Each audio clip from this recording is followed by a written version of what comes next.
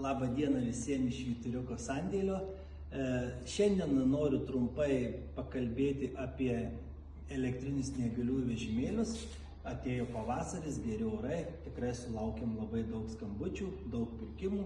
Vieni žmonės susisako mūsų elektroninėje parduotuvėje ir nusiperka, kiti skambina, teiraujasi, bendraujam, įsirinkam prekę ir tada nusiunčiam. Taigi, šiandieną noriu pristatyti du modeliukus. Vienas iš jų bus didesniais ratais didesnio pravažumo vežimėlis, kitas bus mažesniais ratais mažesnio pravažumo vežimėlis. Skirtumas tarp jų. Skirtumas yra toks: didesnio vežimėlio maksimali apkrova yra 135 kg, mažesnio vežimėlio maksimali apkrova yra 100 kg.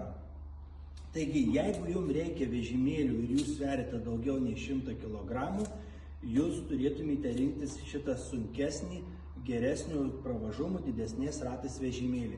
Jeigu jūsų svoris nesiekia 100 kg, jums pakankamai užtenka šito vežimėlio 100 kg maksimalios apkrovos. Vežimėlių pulteliai yra visiškai vienodi, valdymo pulteliai yra to pačio gamintojo, visiškai vienodi valdymo pulteliai, labai paprasti ir nesudėtinga juos naudoti. Skirtumas tik dėl pravažumų. Kadangi šitas vežimėlis turi mažesnius ratukus, tai automatiškai jo pravažumas šiek tiek yra mažesnis, aukštesniais, sakykime, kažkokiais tai kalniukais, duobutėm, žaule, jis nevažiuos taip gerai, kaip šitas vežimėlis turintis didelius ratus ir jo pravažumas, žinoma, yra geresnis. Kuom pranašus šitas vežimėlis? Jo svoris yra tik tais 14 kg. Žmonės šitą vežimėlį dauguma įsigyja patys, kurie gali dar judėti savarankiškai, tik tiesiog negali daryti to dideliais atstumais arba pavargsta greitai kojos, todėl renkasi šitą patogią priemonę, vežimėlį ir vežasi jį visur su savimi. Labai patogu pakelti, nesveria tik tais 14 kg. Aš pats sportuojantis žmogus jį galiu laisvai kilnoti keliais pirštais, o žinoma, žmogus, kuris neturi daug fizinių jėgų, sakykime, žmogus sulaukęs brandaus amžiaus, jį taip pat gali pakelti, transportuoti į automobilį, vežimėlis sulenkiamas, gražiai susilenkia, įsideda ir labai patogu transportuoti. Tuo tarpu šitas vežimėlis sveria 35 kg ir jau jį pakelti reikia ir man panaudoti jėgos. Taigi, jį įkelti į automobilį, dėti į bagažinę ir visur vežiotis yra sudėtingesnis procesas. Tai va, toliau noriu trumpai labai parodyti, kaip tie vežimėliai važiuoja.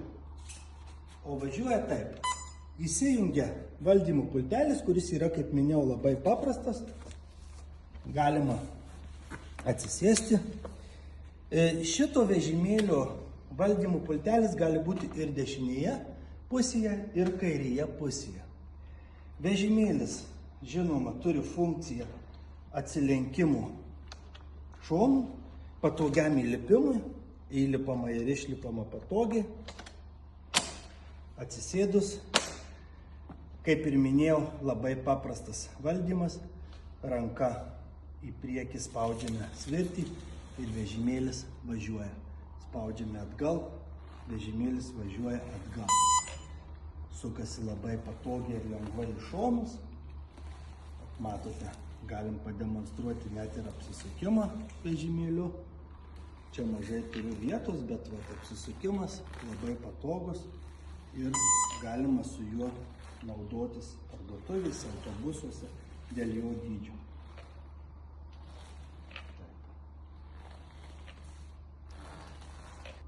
Taigi, panaudojus vežimėlį, norima jį sulankstyti automobilį arba pasidėti namuose, kad netrukdytų. Gale yra mygtukai, kurie yra paspaudžiami ir atsifiksuoja vežimėlis. Tada tuo atveju jį labai greitai sulankstom, yra šniurelis, užfiksuojam su šniūreliu vežimėlį ir vežimėlis, matote, tokiu dydžiu, labai lengvutis, įsideda į automobilį ar namuose kažkur į kampą padėjus. Išimam iš automobilio, vežimėlis kaip mat, per keletą sekundžių vėl tampa patogus transportavimui. Taigi, o dabar pademonstruosiu labai trumpai šito vežimėlių važiavimus, privalumus. Paprastas labai valdymas, kaip minėjau. Spaudžiame atgal, vežimėlis važiuoja atgal. Vieną rankeną į šoną, kitą rankeną į kitą šoną. Labai lengvai matote valdosi. Spaudžiame į priekį, vežimėlis važiuoja į priekį. Yra 5 funkcijos greičio. Aš dabar valdau su pirma funkcija. Tai va, kaip matote, tikrai gerai važiuoja vežimėlis ir yra patogus. Yra SOS signalas, atsitikus nelaimiai, svaigstant galvą, darosi silpna, spaudžiam signalą. Signalas pranašauja žmonių dėmesį. Taip, išlipus iš vežimėlio, jį galima taip pat, kaip minėjau, sulankstyti, bet kadangi jis sveria daugiau, nebus taip paprasta jį kažkur įkelti. Bet pats vežimėlis susilenkia patogiai, tik tais turi didesnį svorį kažkur įdėti ar užims daugiau vietos.